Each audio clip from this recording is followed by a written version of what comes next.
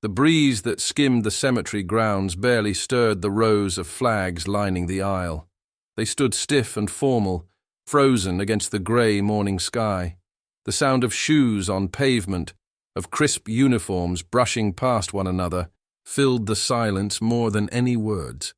At the center of it all, an immaculate casket rested atop its frame, the wood gleaming under the thin veil of clouds, draped in a flag folded with precision only grief and duty could sharpen.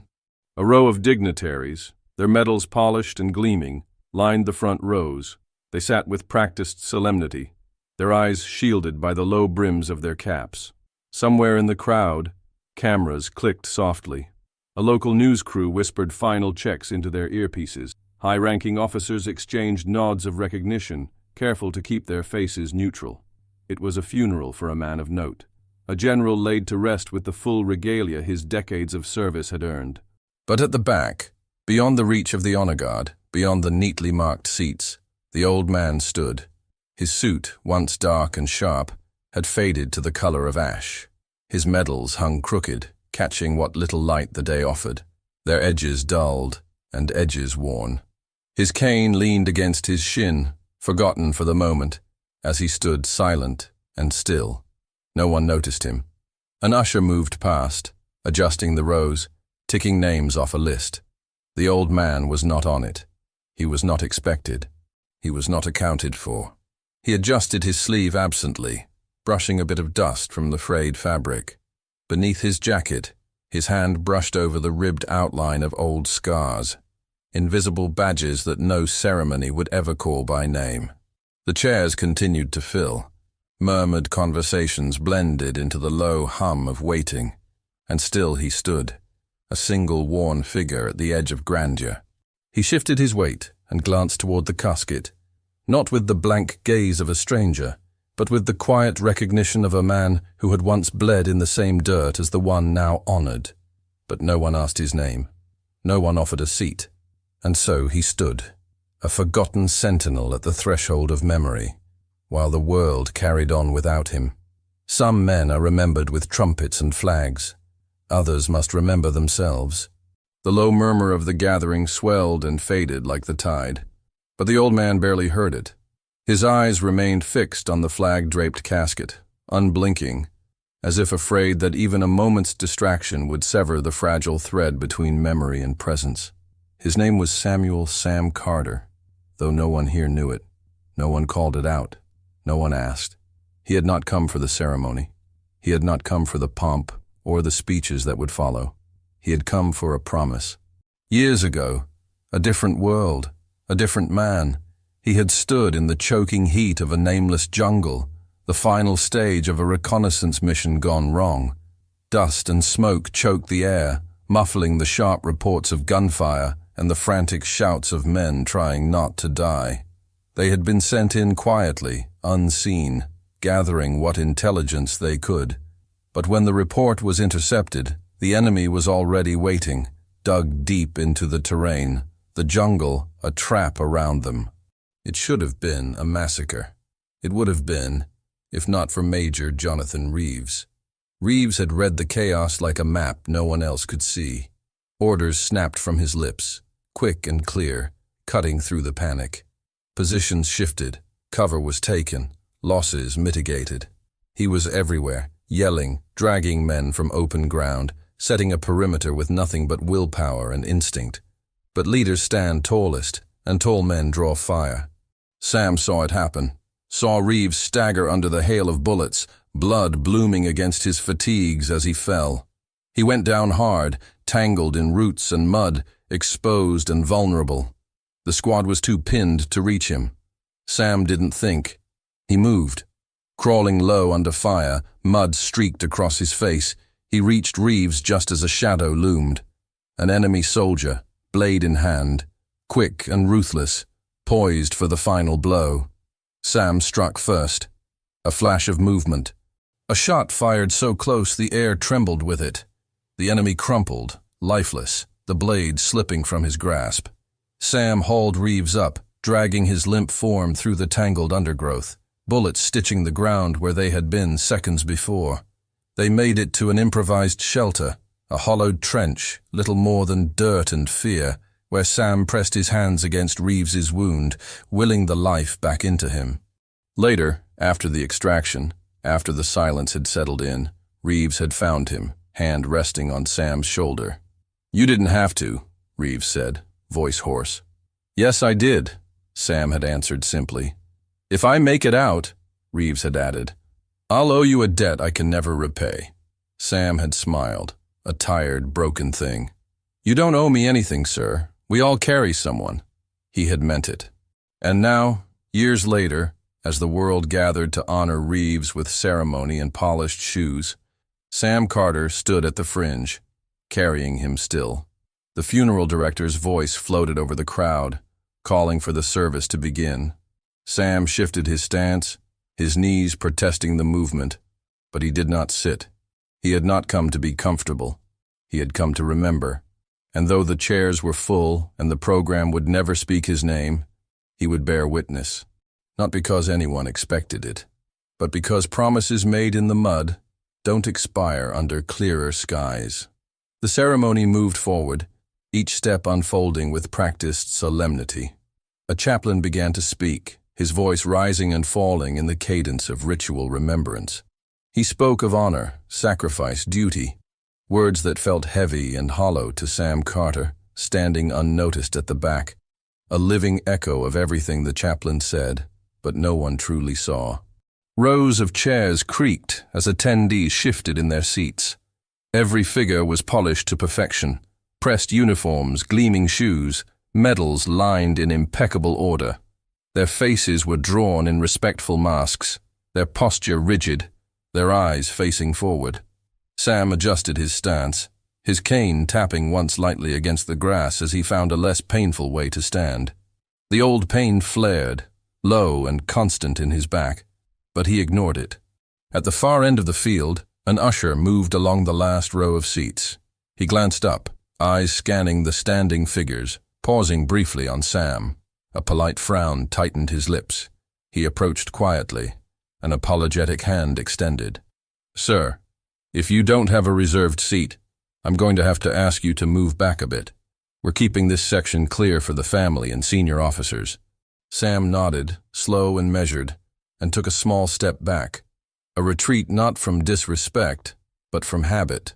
Old soldiers knew how to step aside without complaint. The usher offered a clipped nod, already moving on to some other task. Sam found himself further at the fringe now, where the perfectly manicured grass met the rougher edges of the field, a liminal space between inclusion and absence.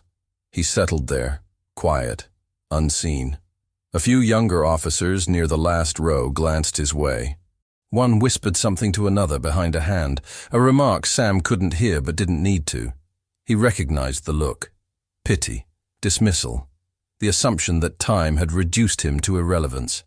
He glanced back toward the casket, heart steady. The memories crowded close, but he let them.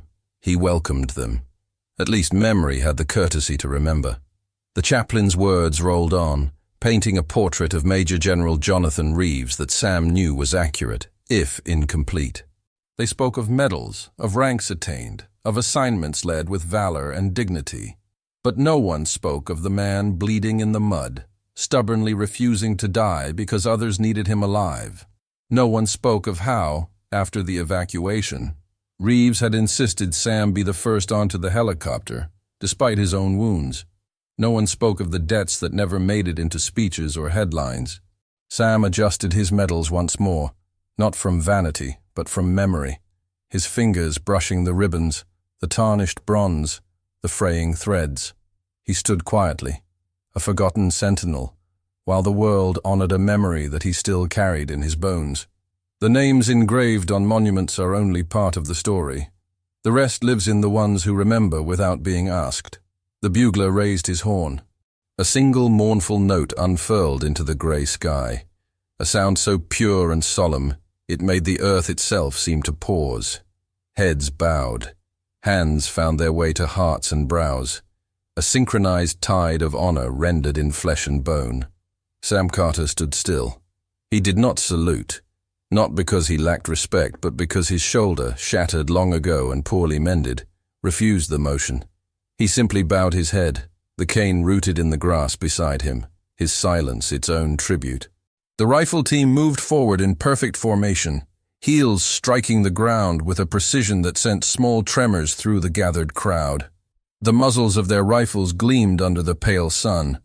Sam watched them, his memory overlaying the sight with another, younger men in dirt-streaked fatigues, moving not with the ceremony of ritual, but the urgency of survival. The chaplain's words slowed, signaling the close of the official eulogy. There was a pause, then the crisp crack of rifles firing into the sky, the report of each shot a wound, tearing the quiet apart. Sam didn't flinch. He had heard worse. He had lived worse. Around him, those assembled straightened. Many wiped at their eyes discreetly, others sniffed, the weight of memory and loss pressing down on them. But not for him. No one glanced his way. No one offered a nod, a handshake, a recognition that he was more than a weathered stranger in an ill-fitting suit. A junior officer nearby turned and whispered to an usher, a concerned glance in Sam's direction. Sam caught the words, lost, confused, and a quiet sigh left his lips. The usher stepped toward him again, hesitant, rehearsing politeness. "Sir, would you like some assistance finding your family?" Sam shook his head once, a tight motion. "No family," he said softly. The usher smiled thinly, nodded, and withdrew. Sam shifted his weight again, knees aching under the strain, but he did not sit. He would not leave. He would not hide. He had come for Reeves, and he would stay until the last note faded, until the last grain of duty was done. The ceremony continued. Medals posthumously awarded, folded flags passed down solemnly to tearful hands. Sam remained where he was, unmoving, unseen. The final prayers were said, heads bowed, caps removed. The casket was lowered with aching slowness into the waiting earth. A breeze stirred then, and for a moment it seemed even the trees were holding their breath. Beyond the ranks of seated dignitaries, a new sound whispered, the low, muted rumble of an arriving motorcade. Sam lifted his head, his eyes narrowing slightly. A black sedan, windowed and gleaming, pulled to the edge of the assembly. A cluster of aides moved quickly, stepping to attention, opening the door, and from the car stepped a man, crisp, composed, his uniform a study in understated authority. 4 stars gleamed on each shoulder, a weight and honor few would ever bear. General Marcus Ellsworth. The ceremony paused, subtly, almost imperceptibly, at his arrival. Chairs shifted, heads turned. The chaplain hesitated, allowing the air to adjust to the presence of such gravity.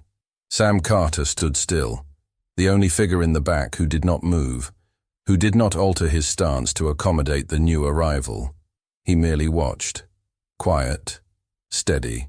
The general took his place at the front, nodding once to the family, to the assembled brass, his face impassive.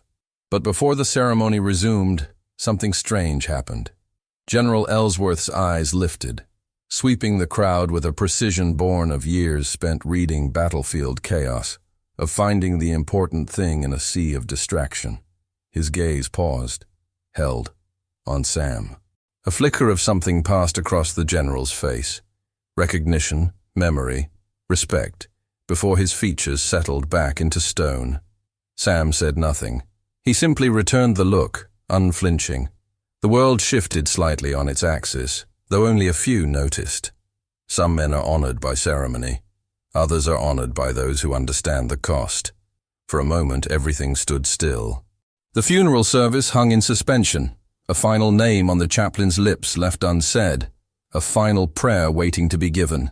Even the wind seemed to hush, the flags drooping softly as if weighed by the gravity of what was about to unfold. General Marcus Ellsworth remained at the front, his face composed, his eyes forward. But every so often, almost imperceptibly, his gaze drifted back toward the solitary figure at the edge of the crowd. Sam Carter, cane planted firmly in the grass, shoulders square against the ache that gnawed at his bones. Most in the audience saw nothing unusual, just an old man at the periphery, forgotten by ceremony, untouched by the polished reverence being paraded before the cameras and dignitaries. But Ellsworth saw him differently. He saw the slumped shoulders not as frailty, but as the weariness of decades carried alone. He saw the faded medals, not as relics of a forgotten past, but as silent testimonies to battles fought without witness. And he remembered. Slowly, deliberately, General Ellsworth stepped forward. He moved without hurry, without hesitation, but each footfall sent a ripple through the tightly wound order of the gathering. Junior officers shifted uncomfortably. A few whispered among themselves, uncertain whether they should move or remain. Protocol said the general should stand still, accept the folded flag, deliver a practiced salute, and offer rehearsed condolences to the family. But Marcus Ellsworth had spent a lifetime following a different code, one written not in regulation, but in blood and sacrifice. He stepped away from the casket, walked past the rows of dignitaries, past the frozen faces of startled junior officers. Each step was a defiance, not of tradition, but of the complacency that sometimes follows it. He walked until he reached the outer fringe of the gathering, where Sam Carter stood, uninvited, unacknowledged, unseen. For a moment they stood there, two soldiers separated by time, but bound by something older, stronger. Ellsworth straightened to full attention. Sam Carter, sensing the shift, adjusted himself as well, his hand brushing down the front of his faded suit jacket, setting the medals right. And then, without flourish or fanfare, the general raised his hand in a crisp salute. Not the casual, automatic gesture rendered at every ceremony. This was different. It was deliberate, precise. A salute reserved not for rank or ceremony, but for sacrifice. A salute that spoke of burdens carried silently, of battles fought beyond the reach of glory.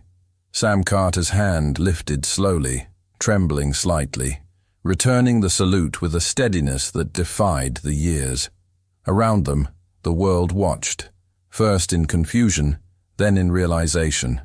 The whispers died. The shifting ceased. The funeral, grand, orchestrated, immaculate, came to a halt. For one long moment, everything else faded. Only two men stood there, not general and forgotten veteran, but brothers in arms, equal. General Ellsworth lowered his hand slowly, the salute complete, but the weight of the gesture lingered in the air, heavier than the gathered clouds above them. As he stood there, he found himself pulled backward, not in time, but in memory. A different day, a different war. A young Lieutenant Marcus Ellsworth, uniform too stiff, boots too clean, face too green. Fresh from the academy, filled with textbook knowledge but untested in the dirt and chaos where real wars are fought. Major Jonathan Reeves had introduced them. Lieutenant Ellsworth, meet Sergeant Carter. Listen more than you speak, and follow his lead if you want to see home again. Carter had been everything Ellsworth wasn't. Quiet where he was eager, calm where he was sharp. His words were few, his actions deliberate. There were no boasts, no barked orders, just the steady hand of a man who had learned early that the loudest voice wasn't always the one that mattered. They hadn't shared stories or grand plans. Carter had simply offered him a canteen in the jungle heat and a quiet nod that said, "Watch, learn." Days later, in a firefight that came without warning, Carter's instincts had pulled their squad back before they were swallowed whole. His quiet, decisive movements had saved Ellsworth's life, though no medals had been pinned, no citations filed. It was enough that they lived. Ellsworth's eyes refocused on the man before him, older now, stooped, weathered, but unmistakably the same. Sam Carter, a man who had carried more than any uniform could show, who had given more than history would ever record. But he could not name him. Not here. Not publicly. Sam Carter's final missions had been classified, buried under layers of secrecy, meant to shield the nation from its own shadows. Men like him served not for applause, but for necessity, and when they were finished, they faded by design. To speak his name now would be to undo the very nature of his sacrifice. Ellsworth understood this. Sam Carter's story was not meant for headlines. It was meant for memory. General Ellsworth turned then, not to leave, not to retreat, but to face the stunned assembly. A hush blanketed the funeral ground. Even the chaplain stood silent, hands folded in front of him, waiting. The general's voice, when it came, was low, not booming, not theatrical, but threaded with a steel that required no volume to command attention. "You see an old man," Ellsworth began, his eyes sweeping the rows of dignitaries and young soldiers alike. "You see a faded suit, crooked medals, a cane held in tired hands." He paused, letting the silence stretch, letting the weight of the moment sink deeper into the assembled hearts. "But what you don't see," he continued, voice sharpening, "are the years this man has given, years of silence, years of sacrifice." Ellsworth turned slightly, nodding toward Sam Carter without looking away from the crowd. "This man stood with Major General Jonathan Reeves long before most of you knew his name. He stood with him in a jungle none of you have seen, under fire none of you have felt. When the mission went wrong, when death was certain, it was this man who pulled him from the jaws of it." The general's gaze hardened. There are medals he cannot wear, battles he cannot speak of. Some missions are not recorded in books. Some deeds are too costly to ever find their way into parades or speeches. Another beat, deliberate. His name doesn't need to be spoken here today. Because he's not the only one. There are others, men and women who walk among you, carrying scars you cannot see, stories you will never hear. They served quietly. They faded quietly. And they deserve to be remembered, even without a name etched in stone.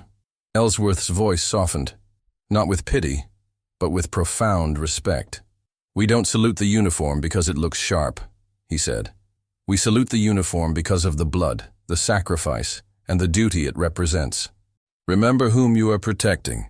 Not just leaders, not just names written in history, but every man and woman who carried this badge with quiet courage.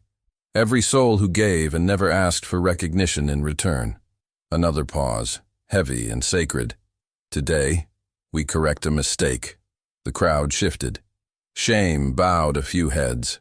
Others rose slowly, a solemn gravity lifting them to their feet. Without another word, Ellsworth stepped aside.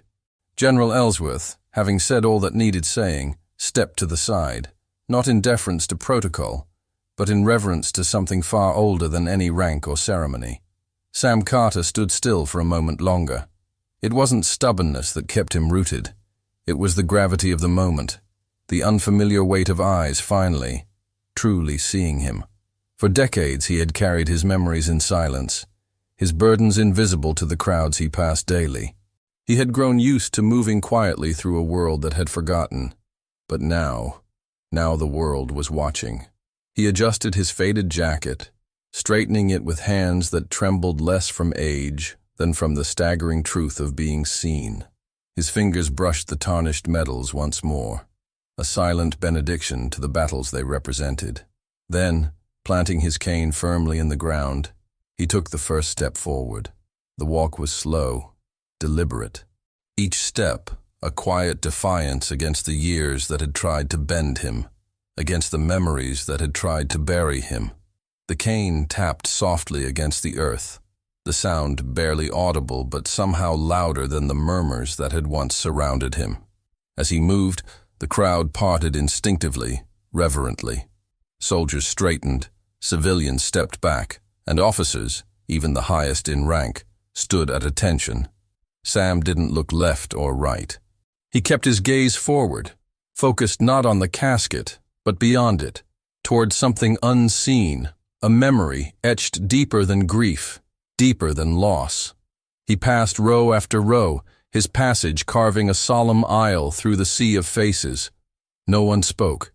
No one dared break the fragile sanctity of the moment. When he reached the front, he paused, facing the casket draped in the flag he and so many others had sworn to defend. The breeze caught the edge of the fabric, making it ripple gently, like a living thing, breathing still. Sam removed his cap, slow, steady, and pressed it against his chest. His head bowed, not in defeat, but in final salute. Behind him, the assembly followed, heads bowing in silent unity, 1,000 private tributes offered in the sacred hush. General Ellsworth stepped quietly to his side, not to command, not to lead, but to stand, shoulder to shoulder, as equals. The casket was lowered. Sam watched without blinking, watched as the flag descended into the earth, watched as the final honor guard saluted and stepped back. He whispered something then, a word, maybe a name, so soft that only the wind heard it. And in that moment, Sam Carter was not a forgotten old man at the fringe of ceremony. He was the living testament of every name carved on walls, of every uniform folded and placed in trembling hands. Some battles are fought under banners, some are fought in silence. Sam Carter had fought his war long ago, but today he had won a different kind of victory, the right to be remembered. As the final notes of the ceremony dissolved into the heavy silence, Sam Carter closed his eyes, and the years fell away. It was not the battlefield that came to him first, nor the hospital bed where Reeves had once laid recovering. It was a simpler memory, a night in the jungle, after the ambush, after the chaos and the fear, when the only light came from the stars overhead and the dying embers of a small, hidden fire. Sam sat with Reeves and Ellsworth, the three of them huddled low against the darkness, speaking in the quiet tones of men who had seen too much, but said too little. Reeves had been writing, not an official report, but a letter home. His pen scratched slowly against the paper, the words coming harder than the battles had. Ellsworth, young and restless, shifted on his heels. "How do you write home about this?" he had asked, voice barely above a whisper. Reeves paused, thoughtful, then looked up. "You don't," he said. "You write about what you're fighting for, not what you're fighting through." Sam had nodded then, a rare agreement. He hadn't written home in years, hadn't known what to say that wouldn't break the hearts of those waiting on letters that never told the whole truth. Reeves smiled, weary, but sure. "The world may forget what we did out here," he said, voice calm. "But not us. We carry it, and sometimes—" He glanced between Sam and Ellsworth. "Sometimes we carry each other." The fire cracked softly. Sam reached over then, nudging a canteen toward Ellsworth. A small gesture, an unspoken promise. Watch, learn, endure. No grand speeches, no heroic vows. Just three men bound by dirt, by duty, and by the quiet knowledge that survival was its own kind of victory. Sam opened his eyes. The casket was gone now, lowered beneath the earth. The finality of it a weight he accepted without resistance. He slipped his cap back on, adjusted his medals once more, and he smiled. Not a broad smile, not the kind captured in photographs, but a private, satisfied smile, carrying the knowledge that some promises were never truly broken. They were simply honored in silence. The crowd lingered longer than ceremony demanded, hesitant to break the fragile silence that had settled over the field. Sam Carter remained still, his cane planted in the earth, his head bowed not in defeat, but in quiet acknowledgement of battles fought and burdens carried. General Ellsworth stood a respectful distance away, watchful, yet offering no words, knowing that some moments are too sacred to disturb. Above them the flag stirred gently in the breeze. The air was lighter now, not because the grief had lessened, but because the weight of forgetting had been lifted. Sam turned finally, his movements slow but sure, and began his walk away from the grave. He did not look back. He didn't have to. Some goodbyes don't need to be spoken aloud. Some battles are never written down. Some heroes are never named. They do not ask for parades. They do not ask for praise. They serve. They endure. They remember. The world honors the ones it can see. But the true measure of sacrifice is held quietly, in the ones who were never meant to be noticed, but whose courage shaped the world all the same. We don't honor them with noise. We honor them by remembering. Today, we remember. Sam Carter's figure receded slowly into the horizon. a single silhouette against the endless stretch of green and sky, carrying the weight of memory without complaint, without ceremony, but with dignity unshaken. Today we remember, always forward.